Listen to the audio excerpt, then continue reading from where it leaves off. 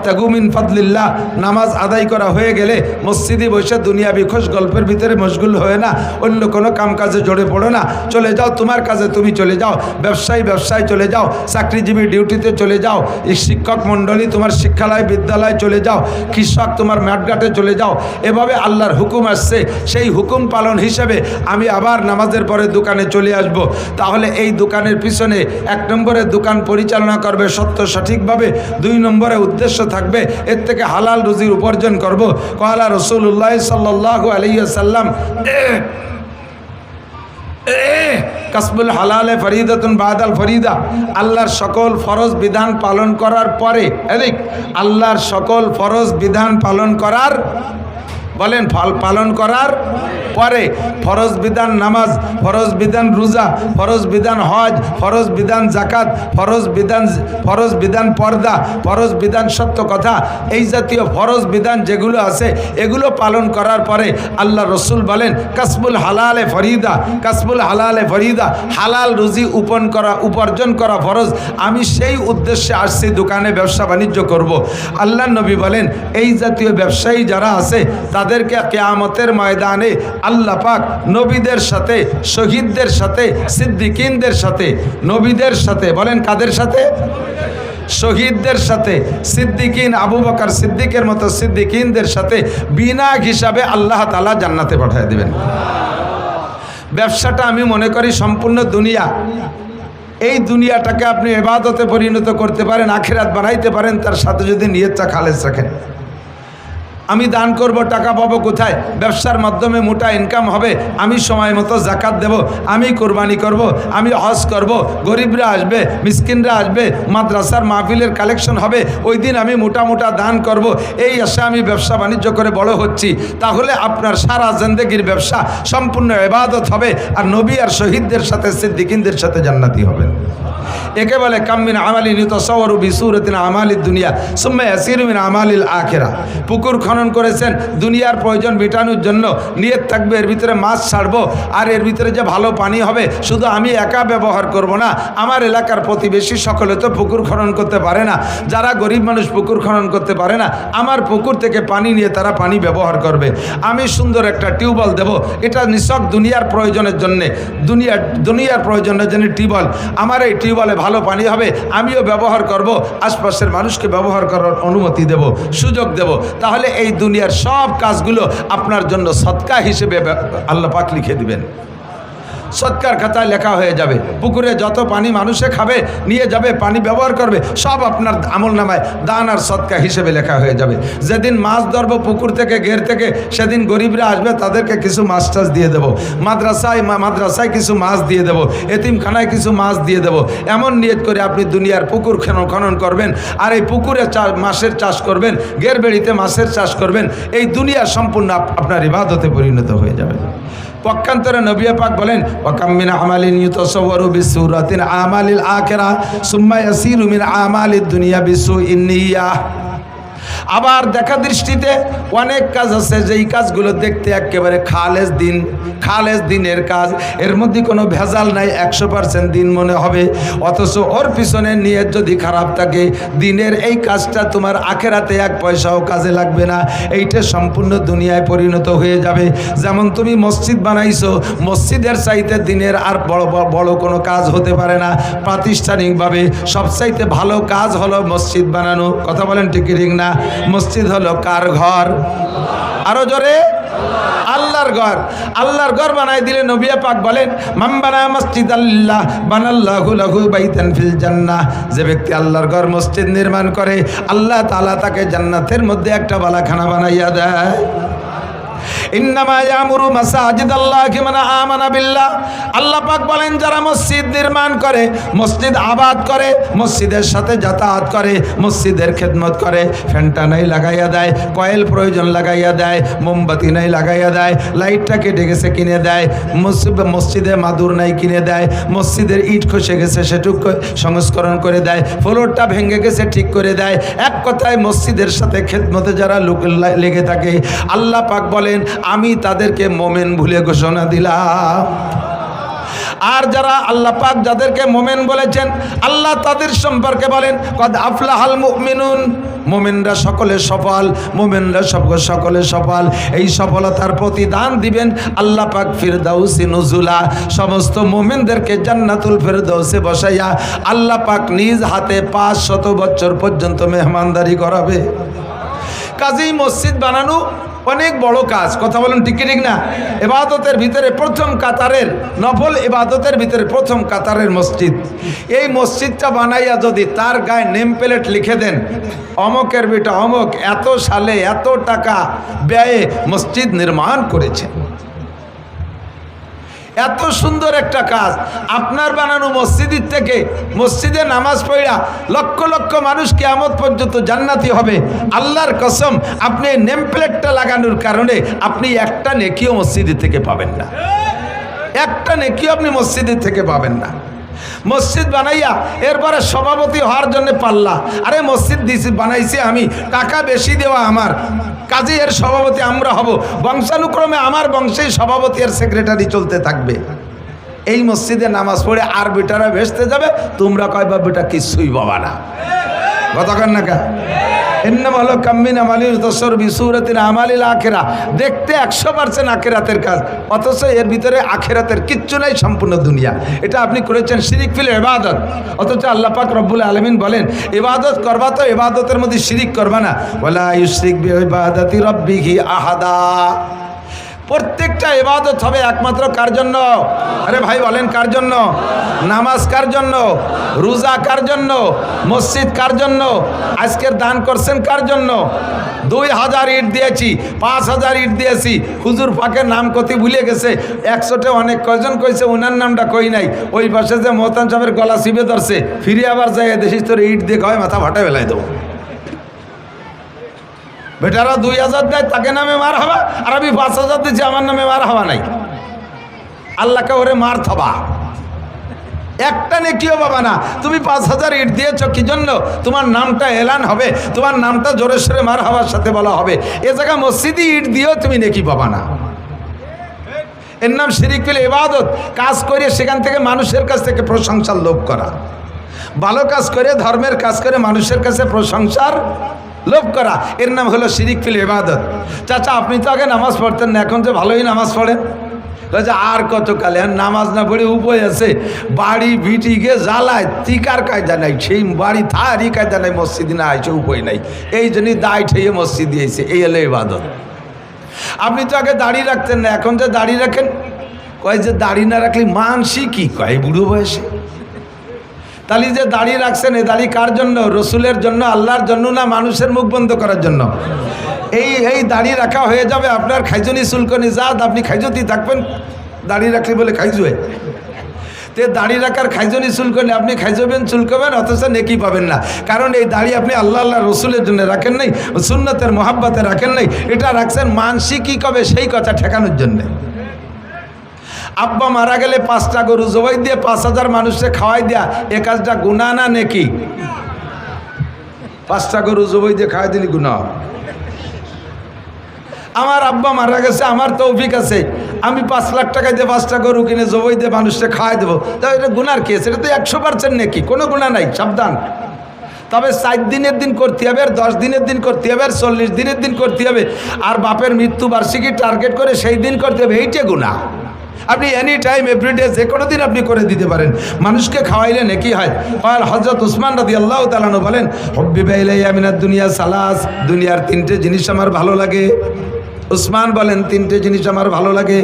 1 নম্বরে ইতআমুল জিয়ান, ক্ষুধার্তকে খানা খাওয়াইতে আমার ভালো লাগে, ক্ষুধার্তকে খানা খাওয়াইতে ভালো লাগে।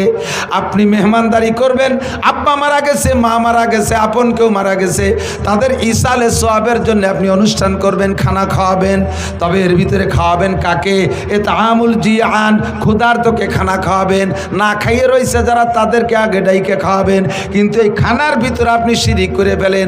আগে বসান এমপি সাহেব, চেয়ারম্যান সাহেব, মন্ত্রী সাহেবের সাথে সম্পর্ক থাকলে ভালো, উপজেলা চেয়ারম্যান, মাস্টার সাহেব, মেম্বার সাহেব, ডাক্তার সাহেব, ইঞ্জিনিয়ার সাহেব, কন্ট্রাক্টর সাহেব, শিল্পপতি সাহেব, কোটিপতি সাহেব, ভগ্নিপতি সাহেব, আত্মীয় স্বজন যারা বড় বড় আছে, এই সব বড় বড় যারা সকাল বিকাল গরুর গোস্ত খায় শগুনির মতো গলা সমান, সেইগুলোরে আক্কাতারে বসাই দিয়ে জম্মের খান পাড়ায় খাওয়াইয়া লাস্টে গরিবরা বাঁশবাগান দিয়ে ঘুরে বেড়ায়। শেষ বইটাকে নিয়ে তাকে বসাইতেছে, গোস্ত নাই, ডাল দিয়ে বড় হয়ে দাও। এ চলে কি চলে না কতক্ষণ? আর ওই জায়গা খান উসমা অডিও ভিডিও ক্যামেরা নিয়ে আসে 50টা দে সাইডে ইউটিউবে অমকের বাড়ি 10টা করে জুবাইদে বাপের নামে জিয়াফত হয়েছে। কাজটা ভালো কাজ, কিন্তু উদ্দেশ্য খারাপ হওয়ার কারণে একটা নেকিও তুমিও পাবে না, তোমার আব্বাও পাবে না, গোষ্ঠী শুধু খালি হাত। ওয়ালা ইউশরিক বিইবাদাতি রাব্বিহি আহাদা। প্রত্যেকটা ভালো কাজ করবো একমাত্র কার জন্য? নামাজ পড়ি কার জন্য? রোজা রাখি আল্লাহর জন্য, জিকির করি আল্লাহর জন্য। কতক্ষণ মিয়া সরমুনাই তো যাও, তুই জিকিরি মজলিসে যাইস? উনিও যাই, ঠিক যাই তো, প্রত্যেক মজলিসে যাই। তোর তো কোনো সারা শব্দ শুনি না।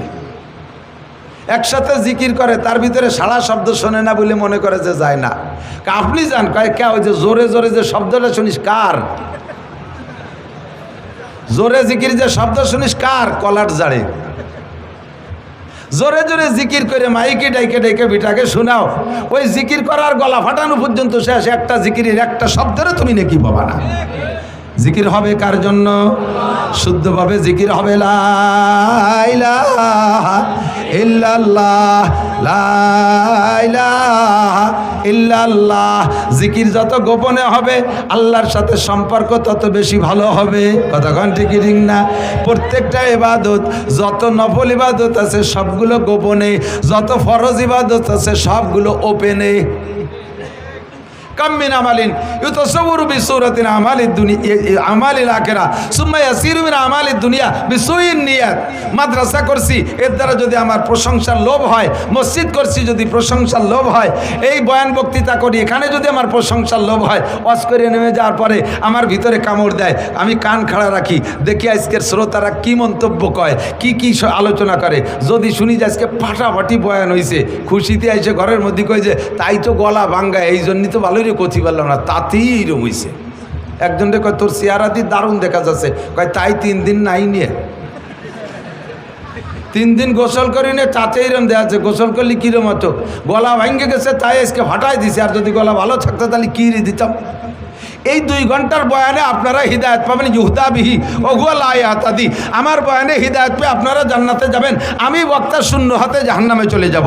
যদি কোনো আলেম তালবি আলিম মাদ্রাসার ছাত্ররা এই উদ্দেশ্যে পড়ে যে আল্লাহু আকবার, বর্তমান জামানায় উলামায়ে কিরামদের তো ভালো ইনকাম, ফার্স্ট ক্লাস ইনকাম হলো ওয়াজের ব্যবসা, বড় বড় মোটা মোটা ইনকামের ভিতর দিয়ে আসতেছে। হাফিজুর রহমান এক মাহফিলে 1 লাখ 1.5 লাখ, মিজানুর রহমান কি বলা হয় আজহারি 2 লাখ 2.5 লাখ 3 লাখ, এরপরে আব্দুল খালেক শরীয়তপুরি, তারপরে ইলিয়াসুর রহমান জিয়াদি, আরও যারা আছে সবাই মোটা টাকা কামাই করে। কোনো মতে টানি টুনি 5টা করতে পারলে ওয়াজ করে ব্যবসায় রেখেই বাঁচতে পারবো। তোমার ওয়াজও হবে, তোমার ওয়াজে মানুষ হিদায়ত পাবে, তারা আমল করে জান্নাতে যাবে, আর তোমার এই পয়সা কামাই করা পর্যন্ত শেষ, আখিরাতে তুমি কিচ্ছুই পাবা না।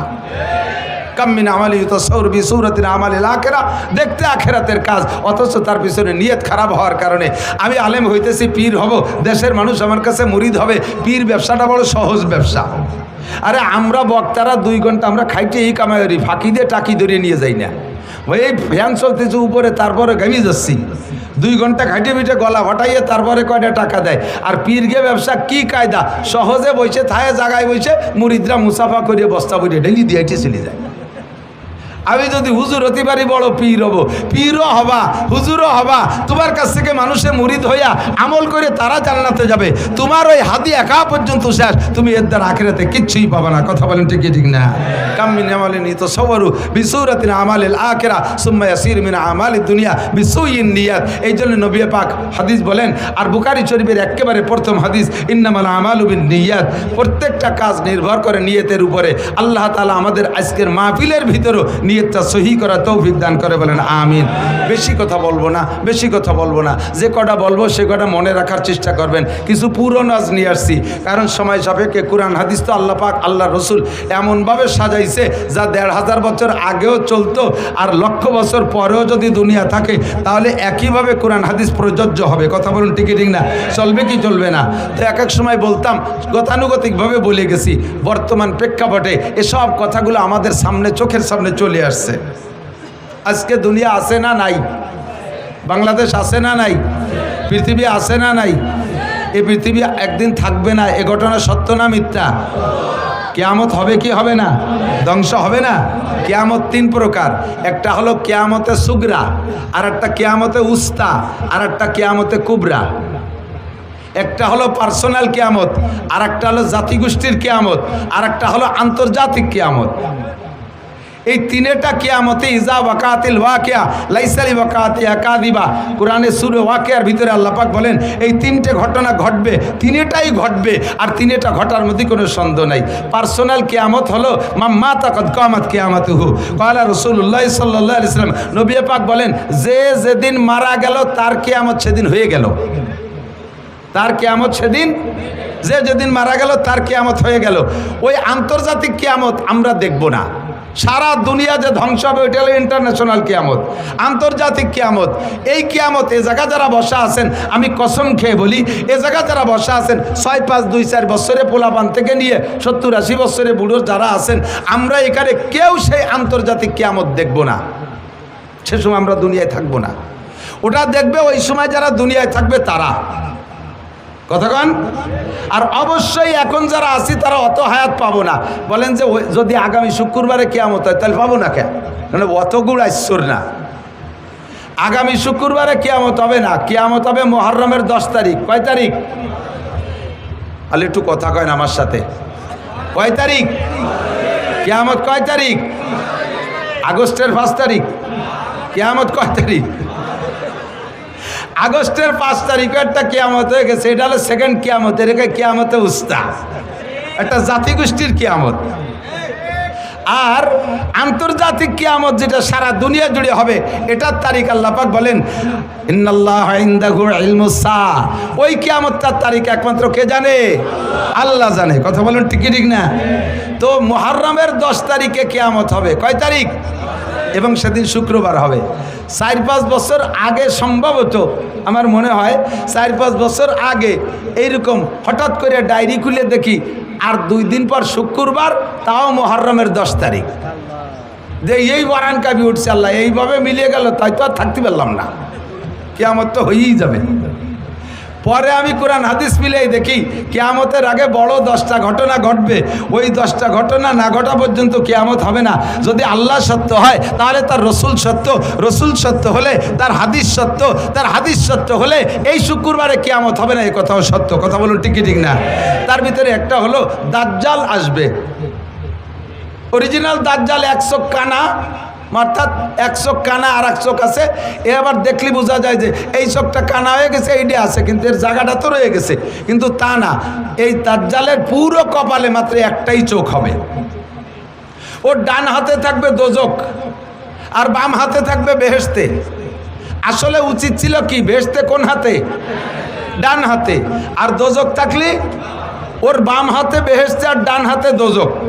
ওর কথা যে শুনবে তাকে লাখ লাখ কোটি কোটি টাকা দিয়ে দুনিয়ায় প্রতিষ্ঠিত করে দেবে, এর নাম হলো জান্নাত। তার কথা যে না শুনবে তাকে মেরে এপাশে ফেলাই দেবে। তার হাতে থেকে কেউ বাঁচতে পারবে না যদি কেউ তাকে মারার ইচ্ছা করে। তো এভাবে লক্ষ লক্ষ মানুষকে সে খুদাই দাবি করবে, কোটি কোটি মানুষকে সে বেঈমান করে ফেলবে। এই দাজ্জাল কি এখনো আসছে? অতএব আগামী শুক্রবারে কিয়ামত হবে না। ঈসা আলাইহিস সালাতু ওয়াস সালাম আবার আসবে, বিশ্বাস হয়? কথাক্ষণ আসছে, কাজেই আগামী শুক্রবার কিয়ামত হবে না। ইয়াজুজ মাজুজ আসবে, সদ্দে সেকেন্দারকে ভেদ করে তারা জিব্বে দিয়ে চাটতেছে, চাটতে চাটতে একেবারে রসুনির খুশার মতো অতটুক পাতলা থাকতে ফজর হয়ে যায়। এরপরে কয় যে যেটুক বাকি আছে কালকে 2 চাটা দিয়ে বেরোয় যাবো, এই কয়ে ফিরে আবার বাড়ি পিছনের দিক চলে যায়। পরের দিন এসে দেখে যে সেই দেওয়াল যেমন ছিল সেরকমই হয়ে গেছে। এভাবে তারা চাটতেই তালে আছে। হঠাৎ করে কিয়ামতের আগে একদিন তারা এইটুক আজকে না চাটি আর পিছনে যাবে না, একে চাটাই দিয়ে বের হয়ে এদারে চলে আসবে। লক্ষ লক্ষ কোটি কোটি দুনিয়ায় সভ্য মানুষের চাইতে ওদের সংখ্যা কয়েক গুণ বেশি হবে। মানুষের উপরে ডাকাতি মারামারি খুনোখুনি করবে, মানুষ ধরে খাওয়া পর্যন্ত শুরু করে দেবে। কয়েকদিন পর্যন্ত সারা দুনিয়া এভাবে অরাজকতা সৃষ্টি করার পরে আল্লাহর পক্ষ থেকে বিশাল একটা বৃষ্টি আসবে, ওই বৃষ্টিতে ওরা সব ধ্বংস হইয়া সাগরে ভেসে চলে যাবে। এ ঘটনা কি ঘটছে? অতএব আগামী শুক্রবারে কিয়ামত হবে না, ভয় নেই। দাব্বাতুল আরদ, একটা প্রাণী আসবে, তার 4টে পা আছে, আবার 2টে হাত আছে। প্রাণীটা এত বড়, সে মাটিতে বসলে 1.5 বিঘে জায়গা লাগবে। কতটুক আপনার সমান হবে না? মাটিতে বসলে 1.5 বিঘে জায়গা লাগবে। এত বড় প্রাণী। ডান হাতে থাকবে মুসা আলাইহিস সালামের লাঠি, বাম হাতে থাকবে সুলাইমান আলাইহিস সালামের আংটি। মাত্র 40 দিনের ভিতরে সারা পৃথিবীতে যত হাজার কোটি মানুষ থাকুক না কেন, সমস্ত মানুষকে 2 ভাগ করে ফেলবে। সুলাইমান আলাইহিস সালামের আংটি দিয়ে মানুষের কপালে টাচ দেবে, ছোঁয়া দেবে। যদি লোকটা কাফের হয়, বেঈমান হয়, তার চেহারাটা একেবারে ব্ল্যাকবোর্ডের মতো কালো হয়ে যাবে। মুসা আলাইহিস সালামের লাঠি তার ডান হাতে, ওই লাঠি দিয়ে কপালে লিখবে কাফার, অর্থাৎ কাফের। আর যদি লোকটা ইমানদার হয়, আংটি দিয়ে ছোঁয়া দেওয়ার সাথে সাথে চেহারাটা উজ্জ্বল ফুটফুটে ফর্সা চাঁদের মতো হয়ে যাবে। কপালে লিখবে আন্তা মোমেন, তুমি একজন ইমানদার, তুমি মোমেন। এভাবে 40 দিনের ভিতরে ওই একটা প্রাণীতে সমস্ত মানুষকে 2 ভাগ করে ফেলবে। এ ঘটনা কি ঘটছে? অতএব আগামী শুক্রবারে কিয়ামত হবে না। এরপরে পরপর লাগাতার 3 রাত 3 দিন পর্যন্ত 72 ঘন্টা পর্যন্ত দুনিয়ায় সূর্য উঠবে না। 72 ঘন্টা দুনিয়ায় সূর্য উঠবে না, কোনো আলো থাকবে না, কারেন্ট জ্বলবে না, আলোবাতি জ্বালাইতে পারবে না, আগুনের বাতিও থাকবে না, সারাটা দুনিয়া অন্ধকার। এক তো সূর্য উঠছে না, দুনিয়ার কোনো বাতি নাই, তাহলে বোঝেন অন্ধকারটা কেমন হবে।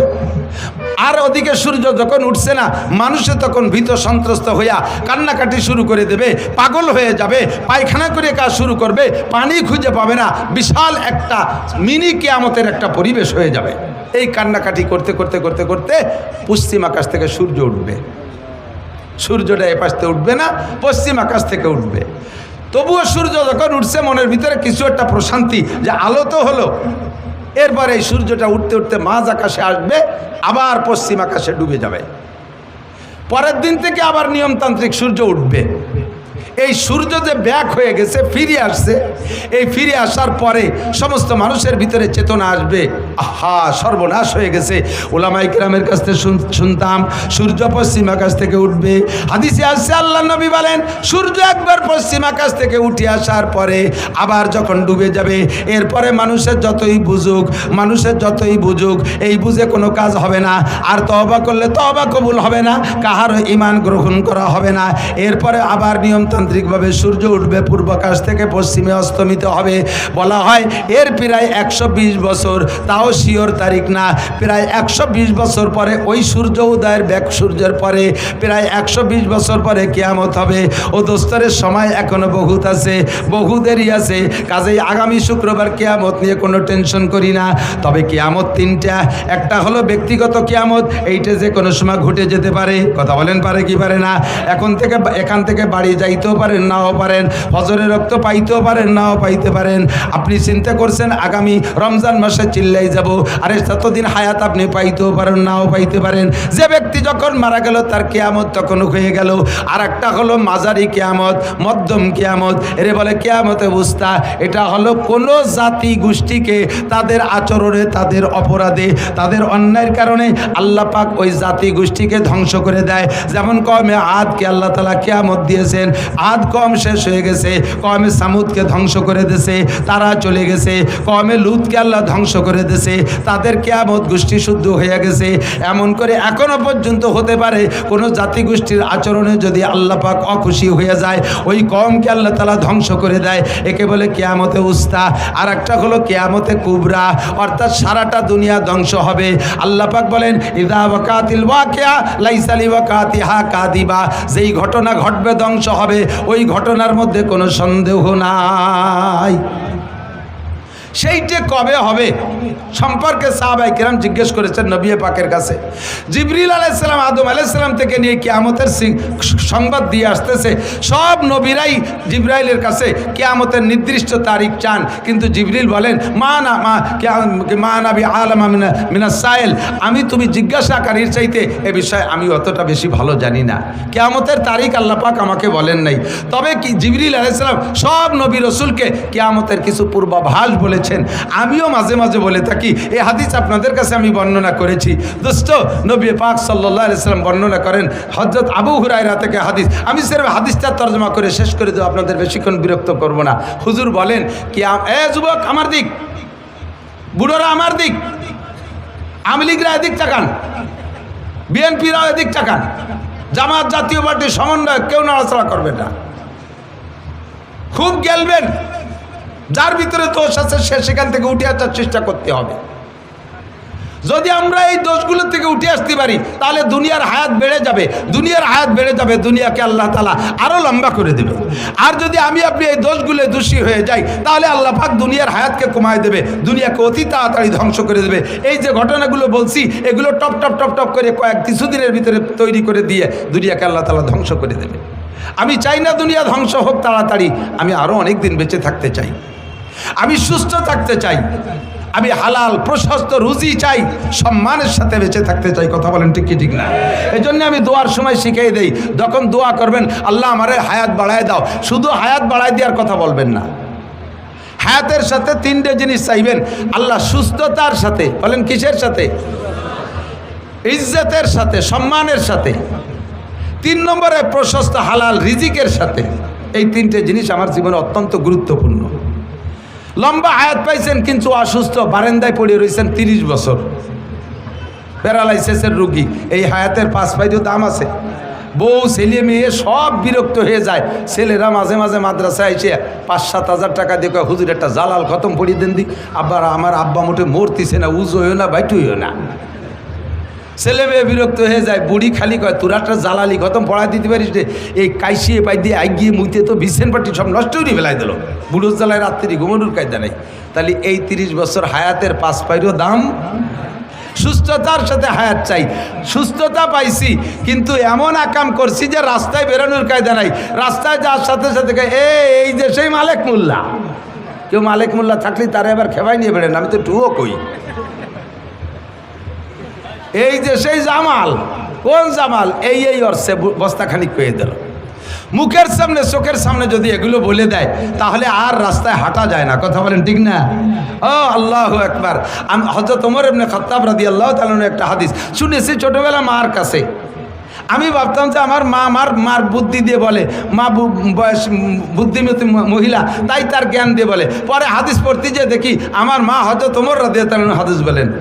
মা আমাকে আমি যখন একটু বড় হয়ে উঠছি, মা আমারে নসিহত করে, কয় বাবা এই যুবক আমার দিক তাকাও, রাতের বেলা এমন কাম করবা না যাতে দিনের বেলা মানুষের সামনে মুখ দেখাইতে লজ্জা হয়। ছোট্ট নসিহত মনে রাখবা, রাতের বেলা এমন কাম করবা না যাতে দিনের বেলা মানুষের সামনে মুখ দেখাইতে লজ্জা হয়। আবার দিনের বেলা এমন কাম করবা না যাতে রাতে তোমার ঘুমের ক্ষতি হয়, রাতে তোমার ঘুমের ক্ষতি হয়। দুইটা কথার ভিতরে বিশাল ব্যাখ্যা। এই দুইটা কাজ থেকে তুমি ফিরে থাকো। রাস্তাঘাটে বের হইতে গেলে যাতে ইজ্জতের সাথে, মানুষের সম্মানের সাথে আহ্বান করে, সালাম দিয়ে দৌড়ে আসে, মুসাফা করার জন্য ব্যস্ত হয়ে যায়, এমন একটা সম্মানী জিন্দেগি চাই তিন নম্বরে অভাবের কারণে ঈমান নষ্ট হয়ে যায়। এই জন্য প্রশস্ত হালাল রুজি চাই, প্রশস্ত হালাল রুজি চাই, লম্বা হায়াত ইজ্জতের সাথে প্রশস্ত হালাল রুজি আল্লাহ পাক আমাদের সকলকে নসিব করে। জোরে বলেন আমিন। আল্লাহ যেন বেইজ্জতি জিন্দেগি না দেয়, সবাইরে হায়াতে তৈবা বাড়ায় দেয়, বলেন আমিন। তবে আমাকে দুনিয়ায় হায়াত নিয়ে থাকতে হলে তো দুনিয়া থাকা লাগবে। দুনিয়া যদি ধ্বংস হয়ে যায় তাহলে আমি থাকবো না। এবার দুনিয়া থাকবে কতদিন? দিন থাকবে যতদিন। বলেন দুনিয়া থাকবে কতদিন? দুনিয়া থাকবে কতদিন? দিন থাকবে যতদিন। প্রমাণ কলা রাসূলুল্লাহ সাল্লাল্লাহু আলাইহি ওয়াসাল্লাম, হুজুর বলেন লা তাকুমু সাআতু হাত্তা ইউকালা ফিল আরদি আল্লাহ আল্লাহ। জমিন অতদিন ধ্বংস হবে না, কিয়ামত ততদিন হবে না যতদিন জমিনের ভিতরে একটা মানুষ থাকবে আল্লাহ বলনেওয়ালা। বলেন না সুবহানাল্লাহ।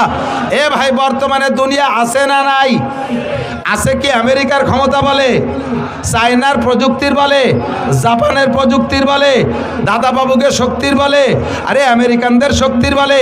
দুনিয়া বর্তমানে আছে একমাত্র মোমেনদের কলেমার ওসিলায়। দুনিয়া যখন একেবারে শেষ প্রান্তে চলে যাবে, ওই সূর্য পশ্চিম আকাশ থেকে উদয়ের পরে দুনিয়ায় কোনো ইমানদার থাকবে না। আল্লাহ পাক রব্বুল আলামিন হযরত আজরাইল আলাইহিস সালামকে ঘোষণা দিবেন, বলবেন তুমি সবগুলোকে ধ্বংস করে দাও। ইসরাফিল আলাইহিস সালামের সিঙ্গার ফুঁকো হয়ে যাবে আর আজরাইলের কার্যক্রম ফাইনাল শুরু হবে। সারা দুনিয়ার সমস্ত প্রাণীকে মুহূর্তের মধ্যে ধ্বংস করে দেওয়ার পরে আল্লাহ পাক আজরাইল আলাইহিস সালামকে ডাইকে বলবে, ও আজরাইল কি পরিমাণ মারছো, কি পরিমাণ মারছো? কয় সব মারে সাফ করে ফেলাইছি। কয় বাংলাদেশে কি গেছিলে? বাঙালিরা তো আপদ বিপদে ভালো জায়গা বলাই থাকতে পারে, ও জায়গা দুই একটা বার থাইকে গেল নাকি? কয় আল্লাহ না, সব সাফ করে ফেলাইছি। এবার কয় আল্লাহ আনমা বাকিয়া, সবাই রে মারার পরে আর আছে কে কে? আজরাইলকে আল্লাহ জিজ্ঞেস করবে, সব মারছো, গরু ছাগল দানব মানব সব শেষ করছো, এখন আছে কে? কয় যে আল্লাহ এখন আছি আমরা 13 জন আছি। নাহনু সালাসা আশার, আমরা 13 জন আছি। কয় কেডা কেডা বলো? কয় আমরা ফেরেশতা বড় 4 জন, জিবরাইল, মিকাইল, ইসরাফিল, আজরাইল, এই 4 জন আছি। ও আনতার তুমি, ও হামেলাতুল আরশ, আর আরশ বহনকারী 8 জন, 8 আর 4 12, আর তুমি সহ 13, এই 13 জন আছি। আল্লাহ পাক বলবেন আর সব সাফ? বলে জি সব সাফ। কয় তাহলে বড় 3 জনের জান আগে বের করে দাও। জিবরাইল, মিকাইল, ইসরাফিলের জান দাও। ইসরাফিল আলাইহিস সালামের সিঙ্গার বুকে দুনিয়া ধ্বংস হয়ে যাওয়ার পরে এরপরে এই বড় 3 জনের জান আজরাইল আলাইহিস সালাম 3 জনের জান দিয়ে আল্লাহর কাছে জমা দিয়ে দেবেন। এরপরে আল্লাহ জিজ্ঞেস করবে আল্লাহ আনমা বাকিয়া, এখন কয়জন আছে? কয় যে এখন আছি আমরা 10 জন। নাহনু আশারা, আমরা 10 জন। হামেলাতুল আরশ, আরশ বহনকারী 8 জন, আনতা ওয়া আনা, তুমি আর আমি, এই 10 জন আছি। আল্লাহ পাক বলবেন আরশ বহনকারী 8 জনের জানও বের করে আমার কাছে জমা দাও। যখন বলবে আরশ বহনকারী, যেই আরশ উঁচু করে রাখছে যেই 8 জনে, ওই 8 জনের জান নিতে কইলে আজরাইল আলাইহিস সালাম একটু ইতস্তত বোধ করে বলবেন, আল্লাহ এই 8 জন তো তোমার আরশ উঁচু করে রাখছে, এদেরকে যদি মেরে দেই তাহলে তো আরশ ছেড়ে দেবে, তোমার আরশ তো নিচেই পড়ে যাবে। তাহলে এই 8 জনরে বাদ দিয়ে আর সবাইরে তো সাফ করে দিছি, এ পর্যন্ত থাকলে কেমন হয়? আল্লাহ পাক রব্বুল আলামিন বলেন আজরাইল, তাহলে তুমি কি মনে করো আমি এই আরশ বহনকারী 8 জনের কাছে ঠেকা? তুমি পড়ো কুল হুয়াল্লাহু আহাদ, আপনারা একটু পড়বেন কুল হুয়াল্লাহু আহাদ আল্লাহুস সামাদ লাম ইয়ালিদ ওয়া লাম ইউলাদ ওয়া লাম ইয়াকুল লাহু কুফুয়ান আহাদ। হে আজরাইল, তুমি বলো কুল হুয়াল্লাহু আহাদ আল্লাহুস সামাদ, বলো সেই আল্লাহ একক আল্লাহুস সামাদ। আল্লাহ ওয়া মুখাফেক্কি, আল্লাহ কাহারো কাছে ঠেকানা। আরশ বহনকারী 8 জন ফেরেশতা আল্লাহকে উঁচু করে রাখছে, তাই আল্লাহ উঁচায় আছে, নইলে ওরা ছেড়ে দিলে আল্লাহ পড়ে যাবে। তোমার আল্লাহ এমন আল্লাহ না, দুনিয়ার দেবদেবীর মতো নয়। বছরের শেষে যাইয়া দেবদেবীদের রং নষ্ট হয়ে যায়। তোমরা জেনে রাখো সিবগাতাল্লাহি ওয়া মান আহসানু মিনাল্লাহি সিবগা। আরে দুনিয়ায় রং আছে, আমি আল্লাহরও রং আছে। আমি আল্লাহর রং কোনোদিন ওঠে না, তোমাদের দেবদেবীর রঙের মতো রং উঠে যায় না। তোমাদের দেবদেবী বছরের শেষে দুর্বল হয়ে যায়, পিছন দিয়ে বাঁশ ঢুকোই দিয়ে রাখা লাগে, এপাশ তো ওপাশ দিয়ে বাঁশ বাঁধাই দিয়ে রাখা লাগে। আমি আল্লাহ পাককে দুর্বল মনে করো না, আমাকে ওভাবে আরশ বহনকারী 8 জন ফেরেশতা উঁচু করে রাখা লাগে না। আমি আল্লাহ তাআলা নিজ অবস্থানে থাকতে পারি। কথা বলুন ঠিক কি ঠিক না? বলতে চাই না বাংলাদেশ আমরা কয়েক জাতির দেশ। মুসলমান, হিন্দু, বৌদ্ধ, খ্রিস্টান আমরা মিলে মিশে আছি মোহাব্বতের সাথে। কথা বলুন ঠিক কি ঠিক না? আপনাদের এলাকায় হিন্দু আছে না? মুসলমানদের দোকানেও যে মাল আছে হিন্দুর দোকানেও সেই মাল আছে। আমরা কোনো ভেদাভেদ করি না। মুসলমানের দোকানের থেকে না কিনে হিন্দুর দোকানের থেকে মাল আমরা কিনি কি কিনি না? কোনো ভেদাভেদ করি না। কিন্তু ভারতের ভিতরে সেখানে ঘোষণা দিয়ে দিয়েছে কয়েক মন্ত্রী, মুসলমানদের দোকানের থেকে কোনো মাল কিনবি না, মুসলমানদেরকে ভূমি বর্গা দিবি না, জমি বর্গা দিবি না, মুসলমানদেরকে কর্জ দিবি না, মুসলমানদের সাথে কোনো লেনদেন হবে না। এভাবে তারা সেখানে বৈষম্য তৈরি করে রাখছে। এর ভিতরে মৌলানা মিজান বলেছে ভারতের ভিতরে এক ঠাকুর, সেই ঠাকুর আমার নবীর মূর্তি বানায়, নবীর মূর্তির নাক ভাঙে। তুমি ওই দেশে নাক ভাঙবা, আমাদের এদেশেও তোমাদের অনেকের নাক আছে। ভাঙ্গার মানুষ বাংলাদেশে আছে না নাই? কথা বলেন আছে না নাই?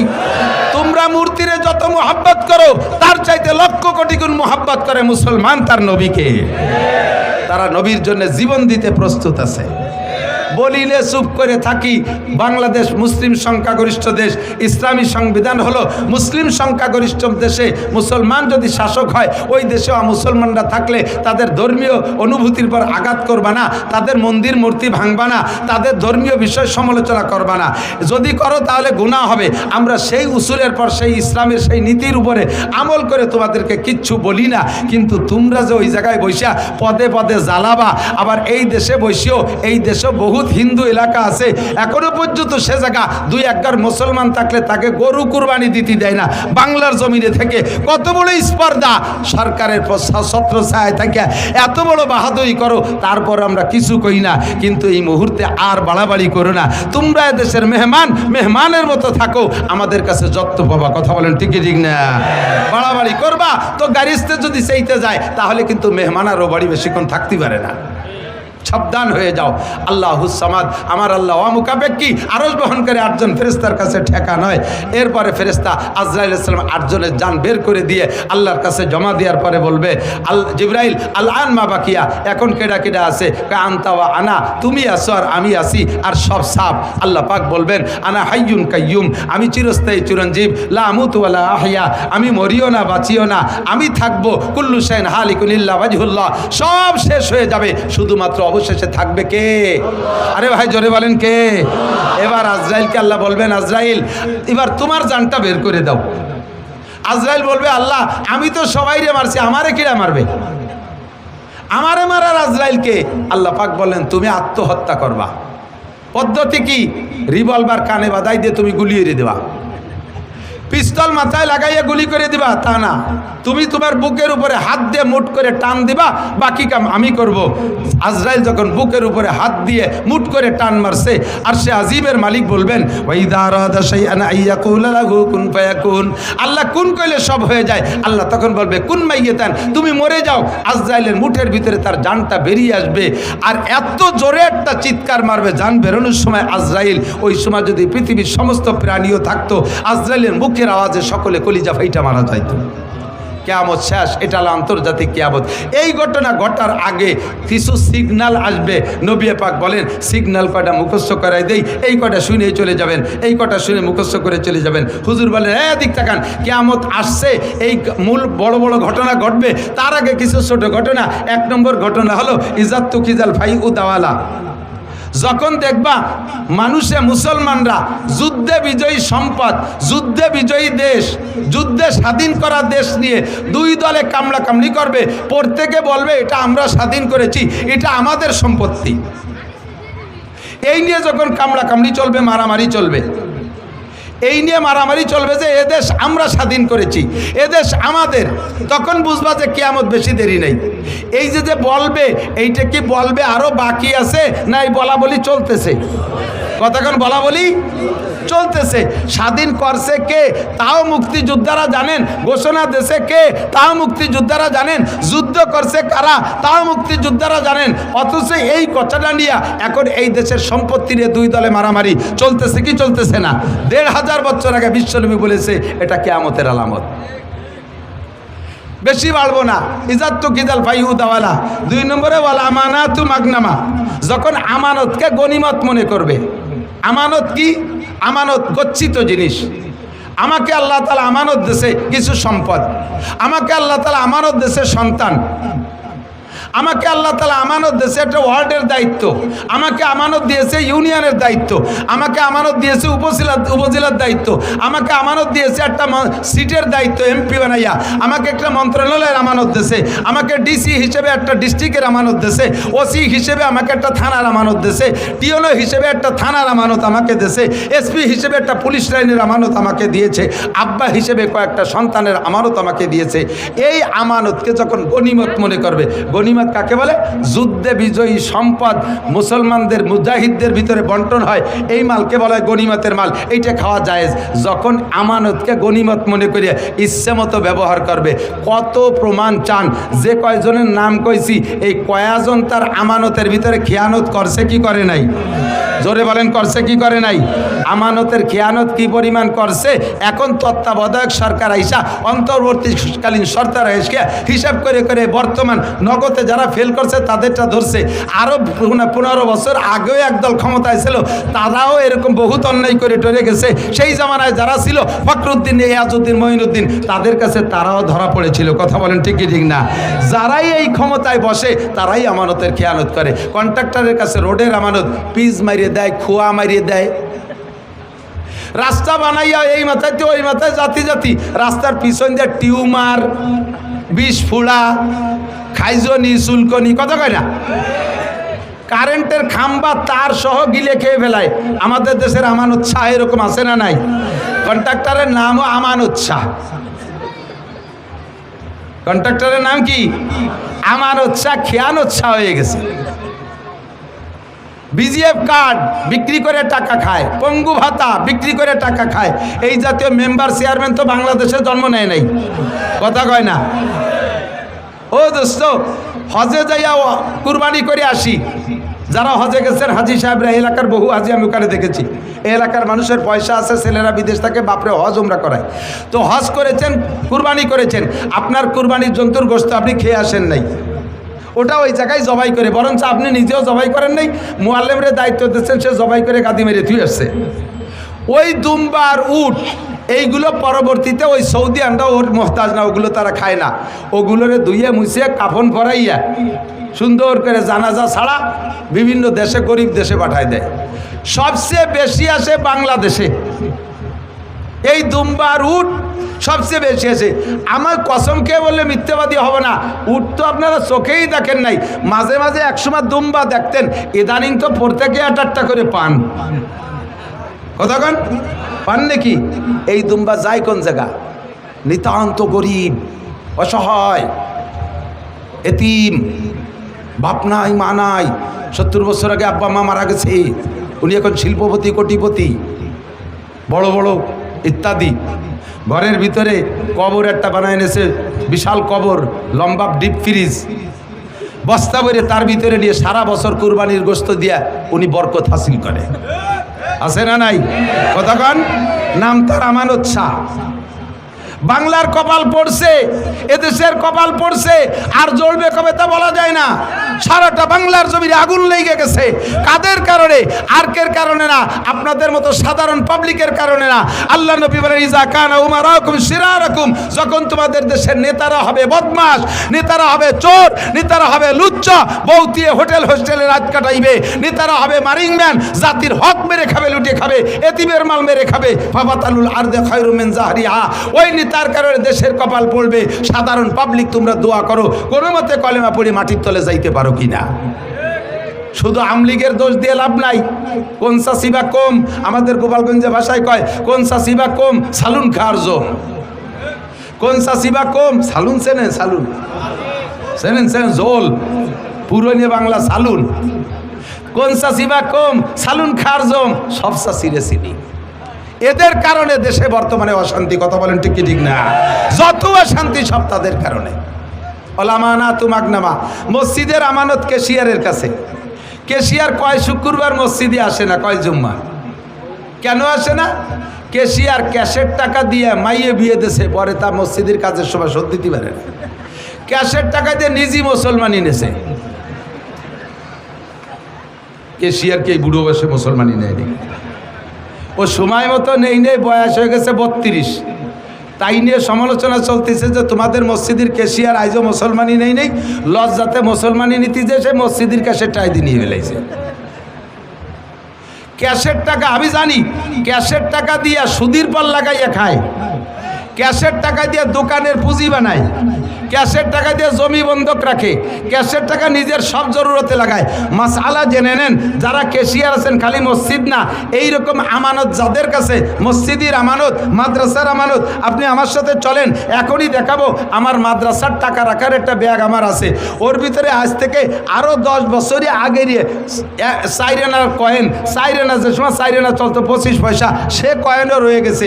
আমার পকেটে মাদ্রাসার 1 টাকা 5 টাকার কয়েন আছে, আমার পকেটে নিজস্ব 5 টাকা নাই, 1000 টাকার নোট আছে। আল্লাহর রহমতে আমার পান খাওয়ার চাহিদা হলে আমি 1000 টাকার নোট ভাঙ্গাইয়া পান খাই, আমি মাদ্রাসার ওই 5 টাকা দিয়ে আমি খাইয়া পরে শোধ দেবো, তাও আমি করি না।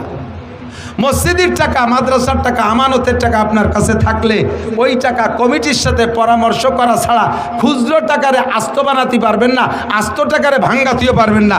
কোথায় তাকে সুদের পর লাগানো, কোথায় তাকে জমি খেত করা, কোথায় তাকে নিজের কাজে ব্যবহার করা। আল্লাহ নবী বলেন, যখন দেখবা এই সমস্ত আমানতের উপরে খেয়ানত চলতেছে, তখন বুঝবা দুনিয়ার 12টা বাইজে গেছে, কিয়ামত আর বেশি বাকি নাই। এই ঘটনা কি সামনে হবে না চলতেছে? সামনে হবে না চলতেছে? তাহলে কিয়ামতের সিগন্যাল এসে গেছে। কতক্ষণ ঠিক না?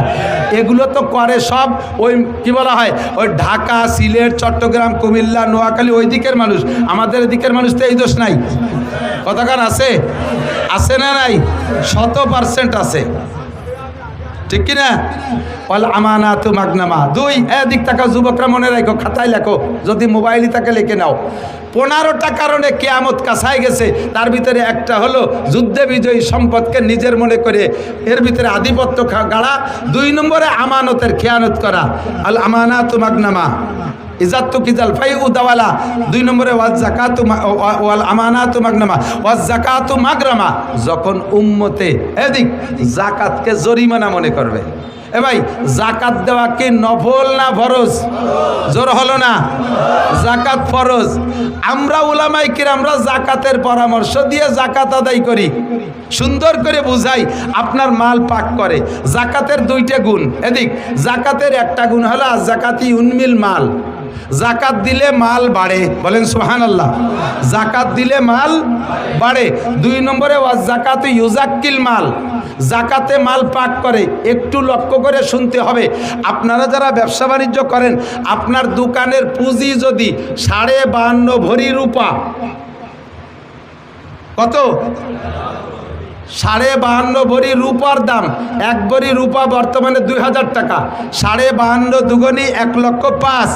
আপনার দোকানে যদি খেয়াল করতেছে না, ব্যবসায়ী বাণিজ্যিকরা খেয়াল করতেছেন না, জীবন ভরে হারাম খাইতেছেন, আপনার উপরে যেই যাকাতের টাকা ফরজ হয়েছে বের করে গরিবকে দেওয়া, ওই টাকা না দিয়ে যদি খান, শুয়োরের গোস্ত খাওয়ার মতো গুনাহ হবে, শুকরের পায়খানা খাওয়ার মতো গুনাহ হবে, ওটা হারাম। এজন্য যাকাতটা ভালো করে বুঝে নেন।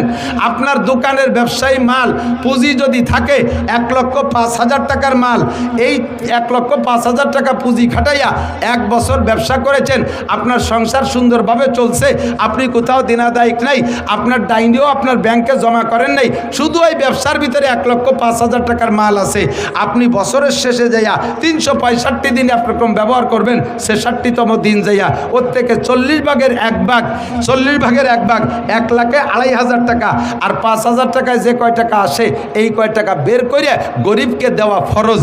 যদি আপনি না দেন, তাহলে আপনার পুরো মাল আপনার জন্যে 366তম দিন যাইয়া ওর থেকে একটা চকলেট আপনি খাইতে পারবেন না, হারাম হয়ে গেছে, ওর কিচ্ছু আপনি ব্যবহার করতে পারবেন না। এই টাকা বের না করা পর্যন্ত আপনার বাকি টাকা পাক হবে না। এজন্যই বলে যাকাতে ইজাক্কিল মাল, যাকাতে মাল পবিত্র করে দেয়। খুদার কসম, যাকাত দেওয়ার অভ্যাস করেন, ইনশাল্লাহ মাল বেড়ে যাবে। বিশ্বাস হয়? আল্লাহ যদি মাল দেয়, তাহলে যাকাত দেবেন কারা কারা? আল্লাহকে একটু হাত দেখান তো। সত্যি দেবেন? সত্যি দেবেন? যাকাত দেবেন? যাকাত দেবেন? মাশাআল্লাহ, হাত নামান। যাকাত দেবেন খোলা ময়দানে, দোষ নাই। যাকাত দিয়ে শুধু যাকাত দিয়ে ইউটিউব করবেন, দোষ নাই।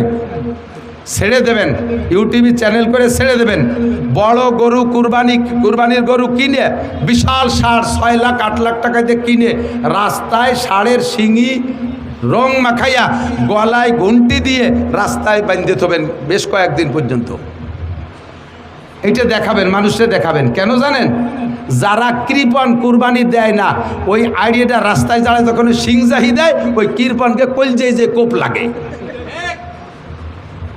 ছেলেতে ইটালির থেকে 6 লাখ টাকা পাঠাইছে বাপরে কুরবানি দিতি, আব্বা 6 লাখ টাকা দিয়ে গরু কুরবানি দেবেন, আব্বা 60,000 টাকা দিয়ে একটা প্যারালাইসিসের রুগী কিনে নিয়েছে, আর বাকি টাকা দিয়ে জমি রেখে ফেলাইছে। এই প্যারালাইসিসের রুগী বাবু গরু ভ্যালেরিয়া ইন্ডিয়া বাড়ি মেয়ের কুটির সাথে বাঁধছে। কুরবানির 2 দিন আগে থরথরায় কাঁপতিস, ওর ময়না ডুলি হয়েছে, নালাইতেছে, চাবাই না খায় না কিছু, দৌড়ই চলে আইছে মাদ্রাসায়। হুজুর এ গরু তো কুরবানির দিন পর্যন্ত টেকবে না, একদিন আগে কুরবানি দিলি কি হয় নাকি হুজুর? তোমারে 6 লাখ টাকা দিছে কুরবানি দিতে, ছেলেরা কামাই হইয়া, আর তুমি বুড়ো এক প্যারালাইসিসের রুগী আইডা কুরবানির আগের দিন। যে গরু কুরবানি দিছো ওই গরুর গোস্ত চাবানুও যায় না, গরুর বয়স তোমার বয়স হচ্ছে 2 বছর কম, এই গোস্ত চাবানো যায় না। তুমি এই ফাঁকিবাজি করো না। আল্লাহ তাআলা তৌফিক দিয়েছে বড় নরম গরু কুরবানি দিয়ে বস প্যাকেট ভরে ভরে মানুষের বাড়ি বাড়ি কুরবানির গোস্ত আগায় দেবা। আল্লাহ তাআলা আগামী বছর তোমাকে আরো বড় গরু কুরবানি দিয়ে তৌফিক দান করবে। এবার যাকাত দিয়ে দেখেন, আগামীবার আল্লাহ তাআলা আরো বেশি তৌফিক দেবে। তবে যাকাত, এদিক তাকান, প্রত্যেক ইবাদতের ফিল্ড আছে, প্রত্যেক ইবাদতের কি আছে? নামাজ পড়তে হয় কোন জায়গায়? আরে কথা কয় না রে, অপ্রয়োজনীয় কথা বলতেছি। নামাজ পড়তে হয় কোন জায়গায়? ঈদের নামাজ কোন জায়গা? জুমার নামাজ কোন জায়গা? জানাজার নামাজ কোন জায়গা? মাঠে, ঠিক না? তাহলে এই ইবাদতের একটা ফিল্ড আছে না? হজ করতে হয় কোন জায়গা? মক্কায়। উমরা করতে হয় কোন জায়গা? মক্কায়, ঠিক না? তাহলে এই সব ইবাদতের ফিল্ড আছে। তাহলে জাকাতেরটা ইবাদত, এরও ফিল্ড আছে। এর ফিল্ড কি? আপনার বাড়ি জাকাতের মাল নিয়ে বসে থাকবেন, আর গরিব গুড়াবা এসে লাইন দিয়ে এই জাকাতের মাল নিতে আসবে, হাতেরতে বাচ্চা পড়িয়ে যে পাড়া খেয়ে মরিয়ে যাবে। আপনি এই গুনাই তো কভার করতে পারবেন না। জাকাতের ফিল্ড হলো, আল্লাহ তাআলা যদি তৌফিক দেয় তাহলে জাকাতের মাল প্রত্যেক গরিবের বাড়ি বাড়ি যে আগায় দিয়ে আসবেন, প্রত্যেক গরিবের বাড়ি বাড়ি জায়গায় দিয়ে আসবেন। নির্বাচনের সময় স্লোগান দেন, অথচ কাজের সময় নাই। বোতল ভাইয়ের পরিচয় গরিব দুঃখীর দরজায়, বোতল ভাইয়ের পরিচয় গরিব দুঃখীর দরজায়। ওই গরিব দুঃখীর দরজায় ভোটের পরে তো তুমি গরিব দুঃখীর বাড়িই চেনো না। কতক্ষণ ঠিক না? জাকাত দেবেন ফিল্ডে যাইয়া, প্রত্যেকের বাড়ি বাড়ি যে পৌঁছাই দিয়ে আসবেন জাকাত, তাহলে জাকাতের সঠিক হক আদায় হবে। এই কথাগুলো যে বলতেছি, কয় যে এটা হলো হুজুরকে একটু কামাই করার একটা পথ। এই হুজুর আমার সম্পত্তি আমি যে খুশি বা যেভাবে খুশি ব্যবহার করব, উনি এতভাবে পাম্পট্টি দিয়ে নেবে কে? এটা আমাকে উপরে একটা জরিমানা ধরতেছে। আল্লাহ নবী বলেন, ও জাকাত মাগরামা, জাকাতরে জরিমানা মনে করবে। আবার দেবে যাইয়ে কি? লাস্টে রমজান মাসে দেয়। এই 3 সিজনে আগে দিত রমজান মাসে শুধু শাড়ি আর লুঙ্গি, আর ইদানিং শীতকালে কম্বল দেয়। এদিক দেয় নাকি কম্বল? কম্বল দেয়। 5,000 7,000 টাকা দামের কম্বল দেয় না জাকাতে? এটা একটা কম্বলের দাম 7,000, 60 টাকা। কথা কন না কে? আমারও একটা দেশে গতবার 60 টাকা দামের কম্বল, তা কাটিয়ে 4 জায়গা পাপোশ বানাইছি।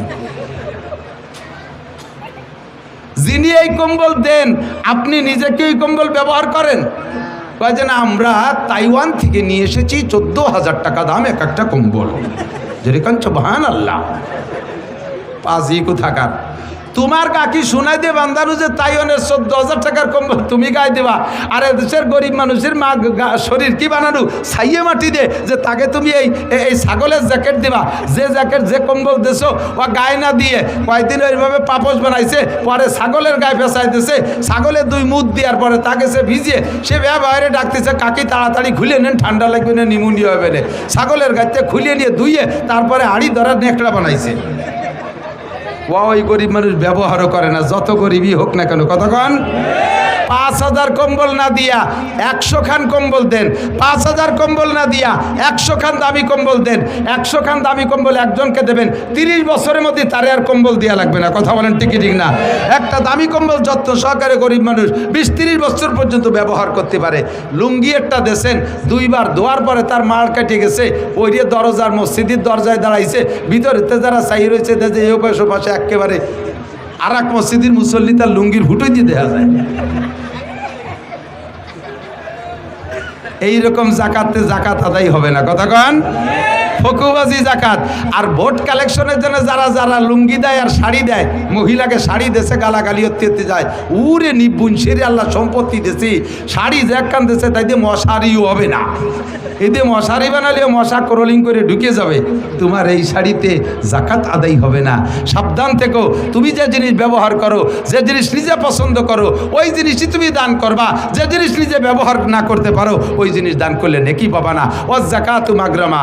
3 নম্বর অপরাধ হলো উম্মতে জাকাত দিতে যাবে না। আরে খালি টাকা এদিক, খালি টাকার জাকাত না, খালি টাকার জাকাত না। আপনাদের দেশে পাট হয় না? পাট পাট জমিনের ফসলকে, ফসলের জাকাতকে বলে ওসর।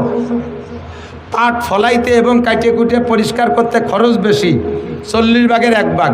ইরিদান ফলাইতে কাটিয়ে কুটিয়ে আনতে খরচ বেশি, সার ওষুধ কীটনাশক দিয়ে 40 ভাগের 1 ভাগ। দেশে আর একটা ফসল হয় এই কার্তিক মাসে বুন হয়, ওর পিছনে অত খরচ দেয়, সার ওষুধ পানি পুনি লাগে না।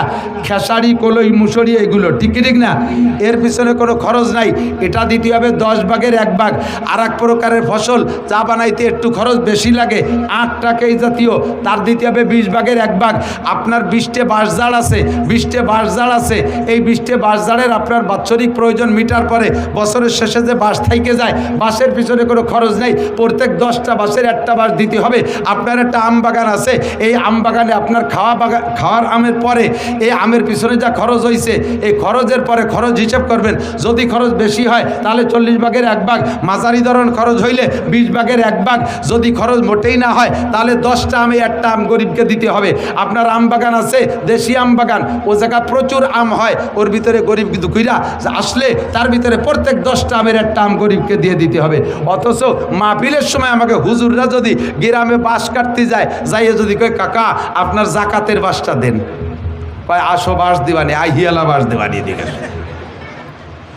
বাঁশ দেয় না, আহিয়ালা বাঁশ দেয়। ও দুষ্ট, ভালো করে মনে রাখবেন, মানজাবিল হাসানা ফালাহু আশরু আমসালিহা, যে আল্লাহরে 1 দেয় আল্লাহ তারে 10 দেয়। জোরে বলেন কয় দেয়? আরো জোরে কয় দেয়? একেবারে তাজা খবরেরটা কই। আমি এক মাদ্রাসায় পড়াইতাম এক সময়, ওই মাদ্রাসার হাফেজ শাহ হুজুর গেছে ওই মাদ্রাসার এলাকায় বাস কাটতে। হাফেজ শাহ হুজুরের নিজের জবানে যা শুনেছি তাই আপনাদেরকে শুনাই। এই বাসের কথা আসছে বিদায় মনে পড়ছে। হাফেজ শাহ হুজুর গেছেন এক এলাকায় বাস কাটতে, সবার বাস তো বিভিন্ন বাড়ি থেকে কাটছে। এক লোকের 80 জাড়। আর আমাদের এলাকায় একটা প্রবাদ আছে, সখীর নারকেল কৃপণের বাস।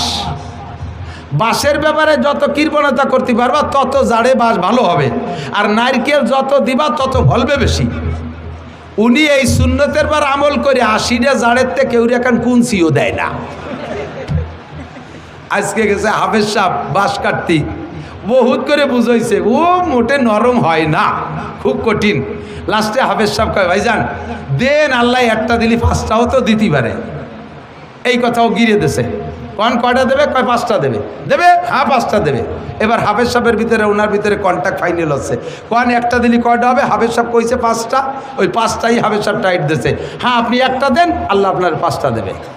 ওই লোক ক্রিমিনালি হইয়া বাঁশের জাড়ে নিয়ে যাইয়া একটা জাড়ে 3টে বাঁশ, এই 4 বছর পর্যন্ত তাতে আর নতুন করে লিওয়াই না। তা হাফেজ সাহেব কইছে একটাই 5টা হবে, তো এনতে যদি একটা দেয় তাহলে 5টা হবে, তাহলে জাড়টা ফিরে নতুন হলো। কয় যে এনতে টাকা কেটে নেন, এই জায়গায় 4টা নেন। সত্যি হাফেজ সাহেব সেই 4টা কেটে নিয়ে আসছে। তো উনি তো উনার কায়দায় ওই সেই সময় ওয়াজের দরকার কইছে, বাঁশের দরকার নিয়ে আইছে। তো ওই লোক গিরিয়ে দিয়ে রাখছে একটায় 5টা হবে, দেখি কোন জাড়ে 5টা হয়। আর যে জাড়েতে দিছি দেখি ওই জাড়ে হয় নাকি। আল্লাহর এমন কুদরত, 3-4 বছর করলি হয় না, 3 বাঁশ নিয়ে খাড়াই রয়েছে। এই বছর সেই জাড়ে 5টা করলি বেরোইছে। করলি বোঝেন তো, বাঁশের চারা, এই 5টা বের হয়েছে। যত্ন সহকারে 5টা বাঁশ রেখে ওই চির মোটা মোটা কায়দা মতো মোটা সুবরি গাছের মতো একটা মোটা। পরের বছর হাফেজ সাহেব বাঁশ কাটতে যে ওই বাড়ির ধারে যে আবার ডাক দিয়েছে, ভাইজান বাড়ি আসছেন নাকি, মাদ্রাসার বাঁশ কাটতে আইছি। হাফেজ সাহেবের তার মনে নাই যে ওই বাড়ি এই 5 বাঁশের কন্ট্যাক্ট করিয়ে আইছিল। হাফেজ সাহেবের আওয়াজ পাইয়া ওই লোক ঘরের ভিতর থেকে কুড়াল নিয়ে বার হয়েছে। বেরোনোর সাথে সাথে ছেলেরা কয় যে হুজুর হয়েছে সেই লোক। কি যেন হয়েছে, আপনি গতবার 5 বাঁশের কথা কইছেন, মনে হয় তা হই নেই, দিবেন আজকে বাঁশ কায়দা মতো দেবেন। এই ছেলেরাও ভয়তে দৌড় মারছে, হাফেজ সাহেব গুড়ি পায় পিছে। ও লোক টের পাইছে যে ভয় পাচ্ছে, কয় হুজুর কি খবর, চলে যান কে, বাঁশ নেবেন না? ছিলাম এলাই গেছে কথা। হুজুর ভয় নাই, এদিক আসেন, ভয় নাই এদিক আসেন, আগে আল্লাহর কুদরত দেখে যান। আমি আল্লাহর কুদরত চোখ দিয়ে দেখেছি। আমার সেই জাড়ে আপনি বলছেন আল্লাহ 5টা দেয়, একটা দিলি, এই দেখেন সেই 5টা এই যে। আমার বিশ্বাস হয়েছে, আপনি যদি ওই সময় বলতেন যে আল্লাহ 1-এ 10 দেয়, তাহলে আমার এই জাড়ে 10টা বাঁশি হইতো। আমি যদি একটা দিলি আল্লাহ 5টা দেয়, আমার 80টে জাড়ের থেকে 80টে বাঁশ নেবেন আজকে, কন্যা সুবহানাল্লাহ। 80টা জাড়ের থেকে 80টা বাঁশ নেবেন, তাহলে 80টা নিয়ে গেলে 5-8 40, 400 থেকে 80টা আপনারা নিলেন, আমার থাকবে আরো 320টা। তাহলে আমি দিয়ে আমার লস কি? আজ-যাকাতু ইউনমিল মাল, আল্লাহর কসম আপনি ইয়াকিন রাখেন, যাকাতে মাল বাড়ায়, ওসরে মাল বাড়ায়। আমরা যখন এগুলো বন্ধ করে দিয়েছি, আল্লাহ পাক রব্বুল আলামিন নিজ হাতে নিয়ে নেয়, ইরিদান মাঠের থেকে নিয়ে নেয়, বাঁশের করলির মাথা ভেঙে যায়, আম গাছে কি পরিমাণ মুকুল হয়, অথচ জালি হয় কম, লাস্টে যে টিকতি যে কটা টেকে, তা আবার আমপান, ফানি, নার্গিস, আইলা, বুলবুল দিয়ে বাড়ই ধুলোই সব সাফ করে দেয়। লাস্টে যে কটা গাছে থাকে, তার ভিতরে আবার ইঞ্জিনিয়ার যে বসে থাকে। খাওয়ার কোনো কায়দা নাই। অজাকাতু মাগরামা, কিয়ামতের আলামত। উম্মত যখন জাকাতের জরিমানা মনে করবে, আমরা সব জায়গার জাকাত দেব তো ইনশাআল্লাহ? ফসলের জাকাত দেবেন তো ইনশাআল্লাহ? হুজুররা পাট কালেকশন করতে আসে, কোন পাট দেয় জানেন? ভালো ভালো সোনালি আঁশ, যেগুলো সোনালি আঁশ এক জায়গাতে রয়েছে, সেদিক হুজুরকে নেয় না। কুষ্টা আছে এক জায়গা, কয়টা গোড়ার কুষ্টা, এক কবরের ভিতরে 40 কবর দেশে, লাস্টে আলকাতরার মতো হয়ে গেছে পানি, ওর মধ্যে যে পাট জাগ দেশে, সেই পাট কয়টা বাইসি এনে থুইছে, মহিলাকে চুলির মতো দেয়া যাচ্ছে, যাও ওই জায়গাতে 5 মুঠা নিয়ে যাও। আল্লাহ কয় আগামী বছর পাট ভিজেই দিছিস, তোর এলাকায় পানিই দেবো না। ভালো পাটগুলো বেশি আমার মৌলবীকে এরকম আগালিয়ে পাট, এরকম কি বলা হয়, গোড়ার কোষ্টা দিয়ে তুমি যাকাত আদায় করতে আসো, হবে না। লান তারালুল বিররা হাত্তা তুনফিকু মিম্মা তুহিব্বুন, যতক্ষণ পর্যন্ত তোমার ভালোবাসার মাল দান না করবা, অতক্ষণ তুমি নেকি পাওয়ার আশা করতে পারো না। এই যে কালেকশন, এদিক দেখেন, এই ব্যাগ নিয়ে কালেকশন করছে না ভিতরে, যাইয়ে দেখেন গে কত রঙের টাকা ওই ব্যাগের মধ্যে আছে। আমি এর খবর জানি, মাঝে মাঝে কোনো কোনো এলাকায় বক্তারা এগুলো জানে। রাজবাড়ি এলাকার মাহফিলি গেলে এই মাঠে যা কালেকশন হয়, ওরা গোনে না, ওই ব্যাগ ধরে হুজুরে দিয়ে দেয়, হুজুর আপনি বাড়ি যে গুনে দেন গে। এইরকম ছেঁড়া টাকা যে কি পরিমাণ, ফকিরি নেই নাই, বাঁচালা নেই নাই, খিয়ালা নেই নাই, এ জায়গা গেছে অন্যাসে ছেড়ে দিয়েছে, যাক পকেট সাফ হয়ে যাক, এই আলাই বেলায় দিয়ে। আবার নেকির আশা করো। অজাকাতু মাগরামা, 4 নম্বর তো এই আর কথা বলবো না, এদিক থেকে 4 নম্বরে কিয়ামতের আলামত তুল্লিমা, এই কথা কইস কেন, অত উল্লিমা লিগাইরিদ্দিন। মুসলমান দিন শিখতে চাইবে না, জেনারেল শিক্ষার পিছনে সন্তানকে নামাই দিবে। দিন শিক্ষাকে তারা ফকিরি বিদ্যা মনে করবে, অপমানী মনে করবে। ছেলেরে মাদ্রাসায় দিলে অন্য মানুষে তারা ধিক্কার দেয়। দিক থাকান, কোনো স্কুলের মাস্টার, কোনো স্কুলের একটা ছাত্র ক্লাস 5-এ স্কলারশিপ পাইছে, ছেলেটা বড় মেধাবী, গড় নাম্বার পেয়ে গেছে 99, ছেলের স্কুলের স্যাররা তাকে দিয়ে বড় আশা করে। এই নাম্বার শুনে আত্মীয়স্বজন সবাই তাকে দিয়ে আশা করে। ছেলের আব্বা নিয়ত করেছে আমার ছেলেরে মাদ্রাসায় দেব। এদিক থাকান, মাদ্রাসায় দেন আপনারা ছেলেদেরকে। কোনটা দেন মাদ্রাসায়? যেটা একেবারে আকড়াই বাকড়াই উড়ে বাদামিয়ে আসুচা আপাও দুয়া বুনো বাদামিয়া বিয়াদবের গুরু, দেশের ওর স্যাঙ্গা ঠেলে দেশে আম থায় না, পরের মুরগি চুরিয়ে রে খায়, কেউ তার সাথে না পারিয়া। প্রাইভেট মাস্টারে মারছে, প্রাইমারির মাস্টারে মারছে, ওকে কয় বাপ বেটারে বাইরে দূরিয়ে সেইটি হয়েছে সব চাইতে বদমাস, সেইটিরে নেমাজে হুজুর এটির হক্কানি হুজুর বানাই দিয়েন।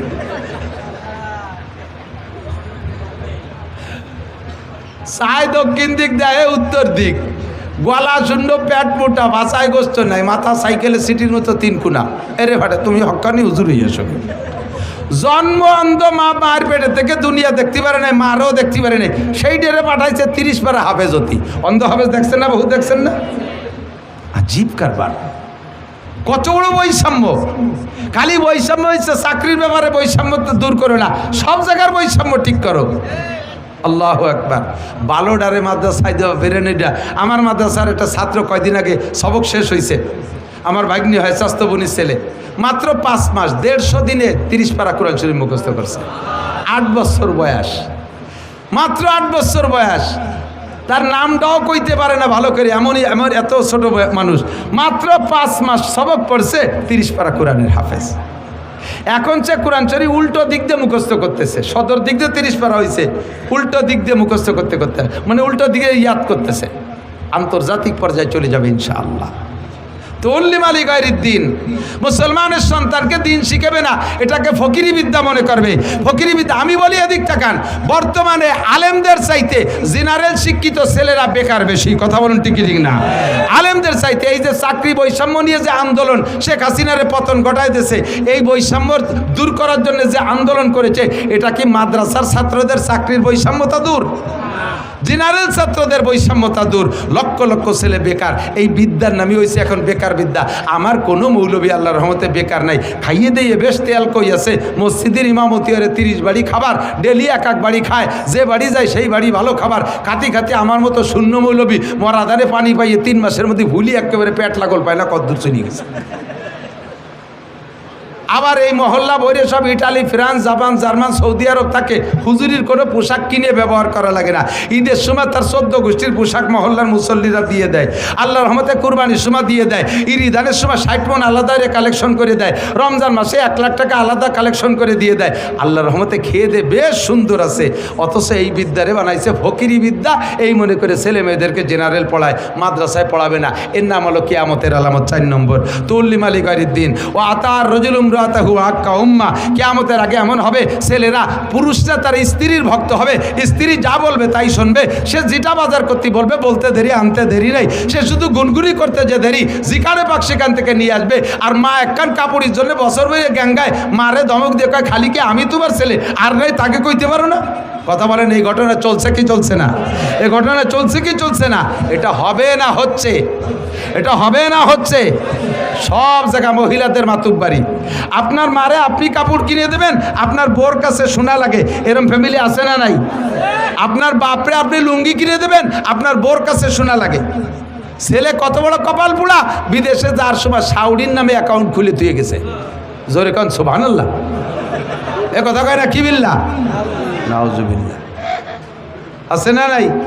হুজুর এই 4টে এক পর বলছেন, আতার রজুলুম রাতাহু আক্কা উম্মা, স্ত্রীর আনুগত্য হবে, মার নাফরমানি করবে। ও আদনা সদিকাহু আকসা আবা, বন্ধু বান্ধবদের পিছনে হাজার হাজার লাখ লাখ টাকা খরচ করবে, অথচ আব্বার ঔষধ কেনার পয়সা দেবে না, আব্বারে দামি একটা পাঞ্জাবি বানাই দেবে না, আব্বা তবলিগে যাইতে চাইলে টাকা দেবে না, আব্বার প্রয়োজন পরিমাণ খাবার দাবার হাত খরচের টাকা দেবে না। এগুলো সবই কিয়ামতের আলামত। এরপরেও জহরাতিল আসওয়াতু ফিল মাসাজিদ, মসজিদে যাইয়া ইবাদত করবে না, মসজিদে যে কোরআন নাই, মসজিদে যে নামাজ নাই, সময় পাইছে 2-4 টাকা নফল পড়বে, তা পড়বে না, বৈশা বৈশা গিবাত শিকায়ত করবে। এরে হাসিনারে উঠো, খালেদারে ডুবাও, খালেদারে উঠো, হাসিনারে ডুবাও। মহল্লায় কে কি অন্যায় করছে সেইগুলো নিয়ে যত দড়ি দরবার, যত গিবাত শিকায়তের গল্প চলে, ব্যবসা বাণিজ্যের গল্প চলে, রাজনীতির গল্প চলে মসজিদে। মসজিদের মধ্যে জিকির নাই, মসজিদের মধ্যে ফিকির নাই, মসজিদের মধ্যে নামাজ নাই, মসজিদের মধ্যে তিলাওয়াত নাই, দুনিয়াবি গল্প স্বল্প। কথা বলেন হচ্ছে কি হচ্ছে না? ও জহরাতিল আসওয়াতু ফিল মাসাজিদ। এরপরে হুজুর ভাই আমার দিক থেকে, ও সাদাল কবিলাতা ফাসিকুহুম, জায়গা মতো চলে আইছি। এই ও সাদাল কবিলাতা ফাসিকুহুম, কওমের জাতির নেতা হবে ফাসেক। জোরে বলেন কে? ফাসেক কারে কয়? 1 নম্বরে নামাজ পড়ে না, 2 নম্বরে দাড়ি কাটে, 3 নম্বরে হারাম হালালের বাসা কুটা নাই, সুদিয়ে কারবার ঘুষে কারবার করে। কথা কয় না? একে কি কয়? ফাসেক কয়। কি কয়? বউ বাচ্চারে পর্দা করায় না, এরে কি কয়? ফাসেক বলে। এই জাতীয় ফাসেক যখন হবে তোমাদের জাতির নেতা, সাদাল কবিলাতা ফাসিকুহুম, কমের নেতৃত্ব মেম্বার থেকে নিয়ে সংসদ ভবন পর্যন্ত সব জায়গা যখন নেতৃত্ব দেবে ফাসেকরা, একজন আলেম নির্বাচনে দাঁড়াবে, সে ভোট পাবে না। একজন দাড়িওয়ালা মানুষ নির্বাচনে দাঁড়াবে, ভোট পাবে না। গাঁজাখোর, ইয়াবাখোর, মাগিবাজ, ফাঁকিবাজ, লম্পট, লুচ্চ, দাড়ি কাটা, দাঁড়াই মতে খাড়াই খায়, আইটি পায়খানা করে, নামাজ নাই, রোজা নাই, হজ নাই, জাকাত নাই, সুদখোর, ঘুষখোর, দুর্নীতিবাজ, চোন মারা, মন মারা, এই সমস্ত যত বদমাইশগুলো এরা দাঁড়াইয়া নির্বাচিত হয়ে যায়। এটাই তোমাদের কপাল পোড়ার কারণ। ঠিক কি ঠিক না? ও দোস্ত, যাই করি না কেন আমাদের এই বেল্টটা আমলিগির বেল্ট, যথেষ্ট বেশিরভাগ সংখ্যাগরিষ্ঠ আমলিগ। তারপরে অন্য অন্য কম নাই তা না, এর ভিতরে সব দল আছেন। আমলিগ, বিএনপি, জামাত, জাতীয় পার্টি, আটরশি, চন্দ্রপাড়া, মানিকগঞ্জ, সুরেশ্বর, ভোজেশ্বর, ইনায়তপুর, বাহাদুরপুর, শরীয়তপুর, মাদারীপুর, সবপুর, এপুর, ওপুর, সবপুর আছেন। কেউরে আলাদা করে ওয়াজ করতেছি না। এখন বর্তমান যে সময়টা, এটা হলো অন্তর্বর্তীকালীন সরকারের সময়। এই সময় এই সরকারের কোনো স্থায়ী আধিপত্য নাই। এরা 3 বছর পর নেমে যাবে অথবা 4 বছর পর নেমে যাবে। এদের কোনো মাতুব্বারি ওইভাবে নির্বাচিত সরকারের মতো নাই। এখন আমরা উন্মুক্ত, এখন আমরা ফ্রি। কয় বছর ভোট দিতে পারছেন কি পারছেন না সেটা আমি বলবো না। বাকি সামনে যদি নির্বাচন হয় উন্মুক্ত ভোট দিতে পারবেন, উন্মুক্ত ভোট দিতে পারবেন। ভোটের ব্যাপারে বিচার করে ভোটের ব্যাপারে পাক্কা সিদ্ধান্ত নেবেন ইনশাআল্লাহ। আমি আর জীবনে কোনোদিন ফাসেকের মার্কায় ভোট দেব, সিদ্ধান্তে একমত। ফাসেকের মার্কায় ভোট দেব, ওই ফাসেকরে ভোট দিয়ে নির্বাচিত করা মানে দুনিয়ার হায়াত কমায় ফেলানো, কিয়ামতের কাছে টেনে আনা। কথা বলেন ঠিক কি ঠিক না? আল্লাহর কুরআনী আইন এদেশে একটু বাস্তবায়ন একটা বার না করিয়ে দেখি। হুজুররা জীবন ভরে কয়, হুজুররা জীবন ভরে কয় ইসলামী কুরআনী শাসনের ভিতরে শান্তি। এ তো চোখ দিয়ে দেখলাম না, খালি শুনলাম। একটা বার না, one test, only one test, একটা বার আমরা একটু দেখি। কথা বলেন ঠিক কি ঠিক না? আমি আমলিগ, বিএনপি দুইয়ে গোষ্ঠীরে বহু পরামর্শ দিছি, তোমাদের এগেনস্টে আমি কেউরে দাঁড়াতে দেব না। আমি বাংলাদেশের 1000 বক্তা নিয়ে তোমাদের পক্ষে আমি ওয়ার্ক করে বেড়াবো। মাত্র 3টে কথা বাস্তবায়ন করো। 1 নম্বরে জাতীয় সংসদ থেকে নামাজের বিল, 2 নম্বরে দেশের ভিতরে পর্দার বিল, 3 নম্বরে জাকাতের বিল পাশ করিয়া জাতির জাকাত আদায় করে গরিব দুঃখীর গালে গালে পৌঁছাইয়া দাও। এই 3টে কথা বাস্তবায়ন করো, আমি তোমাদের পক্ষে ওয়ার্ক করব। আমলিগ, বিএনপি কোনো সরকার মানে নাই, কোনো সরকার মানে নাই। আল্লাহ দুইটারই অপমান করে নামাই দিয়েছে। আমরা আগামীতে ইনশাআল্লাহ কুরআনী শাসন ব্যবস্থা দেখতে চাই। কারা কারা একটু তাকবীর বলেন, একজন নেতৃত্ব দেন।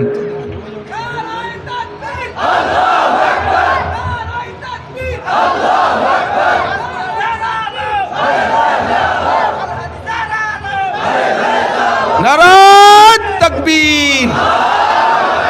মনের থেকে হাত উঠাইছেন, মনের থেকে হাত উঠাইছেন। কুরআনী শাসন যদি আমলিগালারা করার সিদ্ধান্ত নিয়ে আসে তাহলে তারা ভোট পাবে। বিএনপিওয়ালা যদি আসে তারে দেব, যে আসবে তারে দেব। আমাদের কোনো দল খাস করে আমি নাম কই নাই, কতক্ষণ ঠিক না? যাতে আমার সাথে গ্যাঞ্জাম বাঁধাবে, রাস্তায় যে আবার গাড়ি আটকায় দেবে, এ পথ আমি খোলা রাখছি আল্লাহর রহমতে, কোনো সমস্যা নেই। বাকি আগামীতে আমরা কমপক্ষে একটা টার্ম একটু ট্রাই করে দেখি, শান্তি আসতে বাধ্য। কথা বলেন ঠিক ঠিক না? এইটা পুরোইলে কিচ্ছা, আরে এদিকে দিক তাকায়, পুরোইলে কিচ্ছা কব না, সাহাবায়ে কিরামদের গল্প শোনাবো না। নগদে আফগানিস্তানের দিকে তাকান। যদি মনে চায় পয়সা থাকলে ভিসা করে যান। আমি মিথ্যে কথা বলি, আইসি আমারে গলা চিবিয়ে ধরবেন। মাত্র 2 বছর মৌলবীরা কুরআনী শাসন করেছে, ফলাফল কি পাইছে?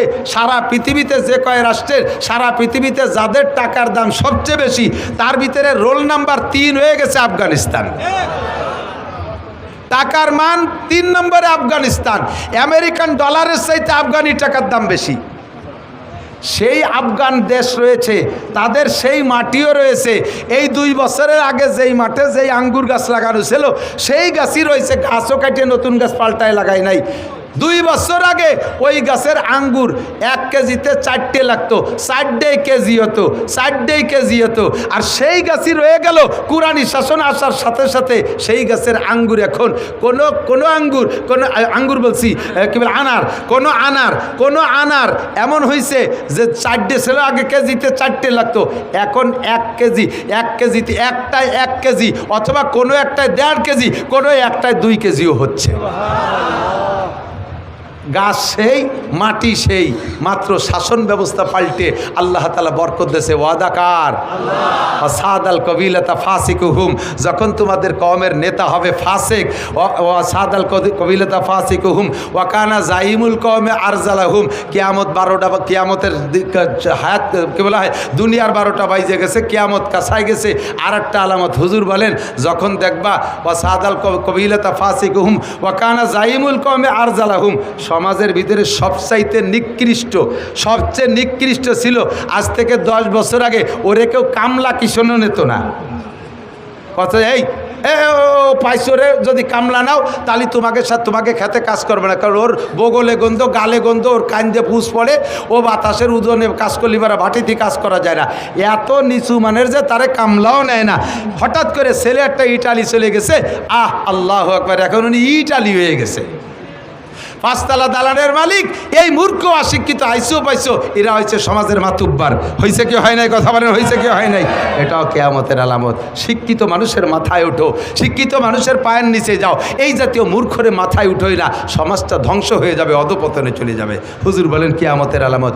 আর একটা যা আজীব কইলে হুজুর, কিভাবে টের পাইলেন 1500 বছর আগে যে এই ঘটনা এখন ঘটবে? সেটা হলো উকরিমার রজুলু মাখাফাতা শাররিহি, সম্মান পাওয়ার যোগ্য না, ছাত্র হওয়ার যোগ্য, সম্মান পাওয়ার যোগ্য না। এই সমস্ত মানুষকে সম্মান করা লাগবে তার ক্ষতির ভয়ে। বোঝেন নাই কথা? মানুষকে সম্মান করা হবে তার ক্ষতির ভয়ে। আসলে সম্মান পাওয়ার বয়স হয় নাই, সম্মান পাওয়ার সাইজ না, সম্মান পাওয়ার যোগ্য না, সম্মান পাওয়ার মতো তার ভিতরে যোগ্যতা নাই। এই মানুষগুলোর যদি সম্মান না করি, সার না কই, বস না কই, তাহলে আবার কোন জায়গা থেকে কোন ক্ষতি করে বসে। এই কারণে তারে সম্মান আর স্যালুট দেওয়া লাগে। এ ঘটনা কি ঘটবে না বর্তমানে ঘটছে? কিয়ামতের আলামত। আর একটা হলো, এই এদিক তাকান, ও জহারাতিল মাআজিফ ওয়াল কায়নাত। খেয়াল করে না রে, এইটি হলো আজকে আমার সবচাইতে বেশি গুরুত্বপূর্ণ। অজহারাতিল মাআজিফ ওয়াল কায়নাত, বাদ্যযন্ত্র এত প্রভাব পাবে যে কুরআন তিলাওয়াতের মধ্যেও বাজনা ঢুকে যাবে, হাদিস তিলাওয়াতের মধ্যে বাজনা ঢুকে যাবে, জেকেরের মধ্যে বাজনা ঢুকে যাবে, ইসলামী সঙ্গীতের মধ্যে বাজনা ঢুকে যাবে। গান বাজনাকে এত প্রাধান্য দিবে যে মুসলমান কোনো একটা আনুষ্ঠানিকতা এই বাজনা ছাড়া হয় না। ইসলামী সঙ্গীত গায়, এই যে দেখেন ফাও লাইট দুটো জ্বালায় রাখছে, কি দরকারের? কেন এই লাইট, এই ফোকাস করার কি দরকার? এটা কি মমতাজের মঞ্চ? এটা কি বাউল গানের মঞ্চ? এটা কি জারি যাত্রা করচার মঞ্চ? কেন এইগুলো ইসলামী মঞ্চের ভিতরে আসবে? এটাই কিয়ামতের আলামত। দুনিয়াকে ধ্বংস আপনারা করছেন না, দুনিয়ারে ধ্বংস আমরা করতেছি। পুনরায় যদি এগুলো আমি কোনোদিন দেখি, আমি স্টেজ থেকে চলে যাব, আমি আর উঠবো না। আজকে কথাগুলো বলার জন্যই মাত্র অপেক্ষা করছি, বসে রয়েছি। আমার খুবই খারাপ লাগে, সাহাবায়ে কিরাম ইসলামী সঙ্গীত গায় নাই, স্টেজে গান গায় নাই, আবু হানিফা, শাফি, আহমদ, মালিক গায় নাই, বুখারী, মুসলিম, তিরমিজি আলা গান গায় নাই, শামসুল হক ফরিদপুরি, মোহাম্মদুল্লাহ হাফেজি, সরমনের ফজলুল করিম পীর সাহেব, কেউ গাওয়াজের ভিতরে গান গায় নাই। এ সমস্ত জায়গাগুলো কেন হতে হবে? একটুও ভালো লাগে না, একটুও ভালো লাগে না। এই করে আসল জিনিসের স্বাদ নষ্ট করে ফেলাইছে, এই করে আসলের স্বাদ নষ্ট করে ফেলাইছে। প্লাস্টিকের প্রভাবে তামা, পিতল, কাঁসা শেষ হয়ে গেছে। তারপরে সিটি গোল্ডের প্রভাবে স্বর্ণের দাম শেষ হয়ে গেছে। কথা ঠিক ঠিক না? অজহারাতিল মাজেফল কায়নাত, বিয়ের অনুষ্ঠান বক্স ডেক্স বাজাইতেই হবে। মুসলমান এই মাদারীপুর এলাকায় মানুষ প্রত্যেক ঘরে ঘরে মোটা মোটা বিদেশে ছেলেরা বিদেশে থেকে টাকা পাঠায়, সেই টাকা দিয়ে বাড়ি আসার পরে তার আবার বিয়ের অনুষ্ঠান কয়েকদিন পর্যন্ত বক্স ডেক্স বাজাও। যেই বিয়ের ভিতরে বাজনা গান বাজনা ড্যান্স করা হবে ওই বিয়ের ভিতরে খোদার বরকত নাই, আল্লাহর বরকত নাই। ওই বিয়ের ভিতরে অসুবিধা আছে, তুই বউ দিয়ে বাড়ি চলে যাবি, আল্লাহ বাসালি তোর বউ চিল্লেই চলে যাবে, 3-4 চিল্লে আড়াই তবে খুঁজি পাবে নি কোনো যায়। তাহলে ওই বিয়ের ভিতরে আকাম করেছি, আড়াই না কতক্ষণ আড়াই না কিরা তালাশ করে দিতে যাবে, আমি কত দরকার কয়ে দিয়ে গেলাম।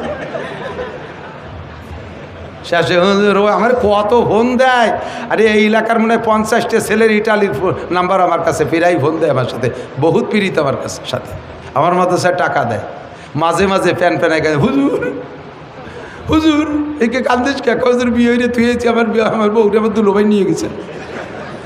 সাড়ে শয়তান কোথাকার,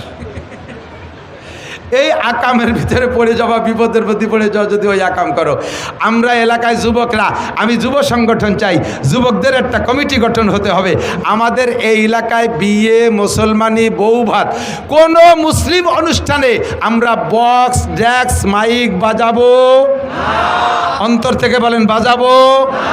এর প্রতিহত করার জন্য কারা কারা প্রস্তুত আছেন? আল্লাহ পাক তৌফিক দান করে বলেন আমিন। আমাদের প্রোগ্রামগুলোর ভিতরে আল্লাহ বরকত দান করুন। এরপরে অসুরি বাতিল খুমুর 14 নম্বরেই কিয়ামতের আলামতের 14 নম্বর হলো মদ, গাঁজা, ইয়াবা, ফেনসিডিল অ্যাভেলেবেল হয়ে যাবে। আগে পলায় পলায় পাট বাগানের মধ্যে কিনা বেচা হতো, এখন সাধারণ দোকানেও চলে আইছে, বাড়ি বাড়ি কিনা বেচা হয়। এ চলছে কি চলছে না কথা বলেন? মদ, গাঁজা, ইয়াবা, ফেনসিডিল, হুজুর বলেন এই মাদক চলবে খুব বেশি।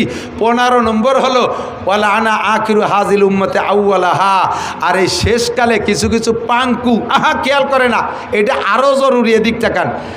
একটু স্কুল কলেজে লেখাপড়া করে 2-4 কেন ছটি বই মুখস্থ করিয়া বা পড়িয়া আর চ্যানেলের 2-3 হুজুরির ওয়াজ শুনে বড় বড় আলেমদেরকে সমালোচনা করবে। আবু হানিফা কিচ্ছু জানতো না, বরঞ্চ আবু হানিফা মোশরেক ছিল।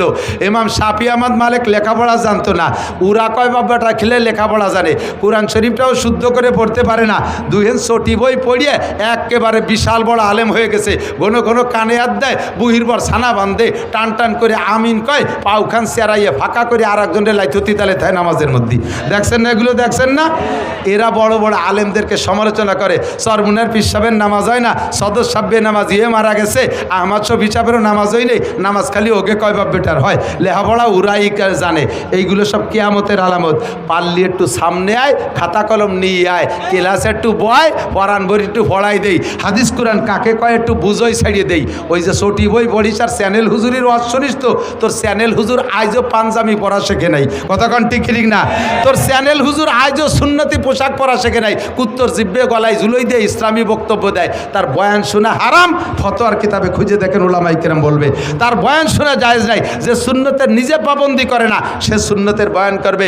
যে কোরআন শরীফ শুদ্ধ করে পড়তে পারে না তার কোরআন শরীফ তর্জমা করা, তফসির করা জায়েজ নাই। ও দোস্ত, এগুলো সব কিয়ামতের আলামত। যখন এইগুলো শুরু হবে তখন হুজুর বলেন গরম বাতাস আসবে, ভূমিকম্প হবে, গরম বাতাস। এবছর কি পরিমাণ গরম গেছে, সব কিয়ামতের পূর্বাভাস। ভূমিকম্প হবে, ভূধস হবে, অগ্নিবৃষ্টি হবে, অনাবৃষ্টি হবে, অতিবৃষ্টি হবে, জলোচ্ছ্বাস হবে, একের পর এক আসবে। তসবির সুতো কেটে দিলে দানাগুলো যেমন টপ টপ করে পড়ে, ক্ষুধার গজব ওইভাবে আসতে তালে থাকবে, একটাও বাকি নাই।